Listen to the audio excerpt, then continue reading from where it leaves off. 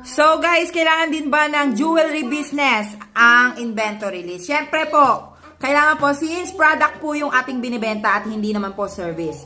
Once product po ang inyong binibenta or may items ka na binibenta, obligado po tayo magpasa ng inventory list natin para po this year, December 31, 2024. Ayun po yung mga natira nyo pong items. And then, ang cut-off po nito, due date po nito is January 30. Kaya mag-file ka na po ng inventory list, sworn declaration, ayan, Annex A and Annex D po iyon. Ipapasa mo po sa inyong RDO at pupunta po kayo mismo talaga sa iyong RDO para ipasa yung mga yan, no? And then, kung meron kang inventory, kung may inventory kang ilalagay, ay isalin mo ito sa USB, okay? Ililipat mo yon yung file na yon. Tapos magpiprint ka ng 3 copies nun para ipasa sa BIR, and then yung copy meron ka rin.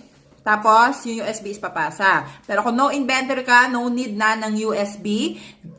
Just ka lang ng 3 copies. 3 copies ng Annex A, yung inventory list, no inventory. Tapos kapag naman sworn declaration ng Annex D, ayan, na wala kang inventory, ipapanotarize yun ha, tapos ipapasa mo yon sa RDO. Yun lang.